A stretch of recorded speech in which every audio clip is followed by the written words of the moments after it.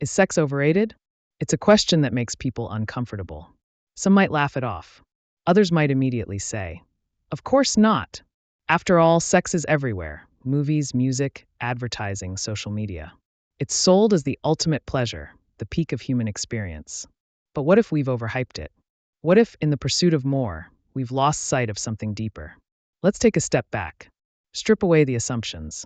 Look at sex not just as an act, but as an idea, one that has been shaped by biology, culture, psychology, and technology. And then let's ask again, is sex truly as important as we've been led to believe? Or has modern society turned it into something bigger than it actually is? To answer that, we need to start with the most fundamental question. Why do we even desire sex in the first place? Science gives us a simple answer: survival. At its core, sex is nature's way of ensuring the continuation of life. Every living creature has some form of reproductive instinct. But humans, we made it complicated. Unlike most animals, we don't just have sex for reproduction. We do it for pleasure, for connection, for power, for escape. It's tied to our identity, our relationships, our self-worth. For many, it's a source of confidence. For others, it's a source of anxiety. And this is where things get interesting. Because in today's world, sex is no longer just about biology. It's about status.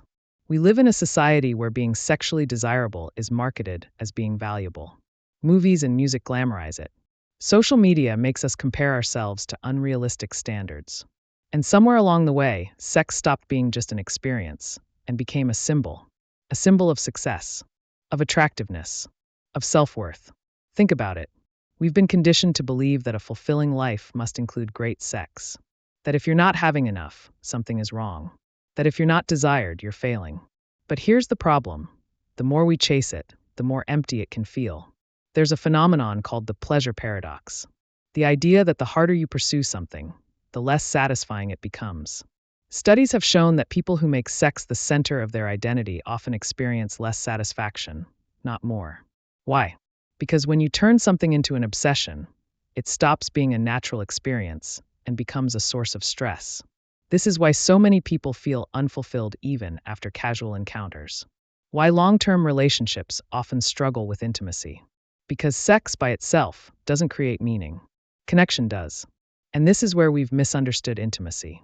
In the age of dating apps and instant gratification, physical connection has never been easier. But emotional connection? That's getting harder. We chase pleasure but forget presence. We seek partners but struggle with patience. We desire intimacy but fear vulnerability. Because real intimacy is more than just physical. It's about trust, about understanding, about letting someone see you as you truly are. And maybe that's why sex has been overrated. Not because it doesn't matter, but because we've treated it as the most important thing in relationships, when in reality, it's just a part of something much bigger. So, what's the takeaway? If sex feels overhyped, it's because it's often used as a shortcut, a quick way to feel validated, to escape loneliness, to prove something to ourselves. But true intimacy? That can't be faked. It's not about how much you do or how often you do it. It's about how deeply you connect. So maybe the real question isn't whether sex is overrated. Maybe the question is, what are we actually searching for? Because once we figure that out, we might finally find what we've been looking for all along.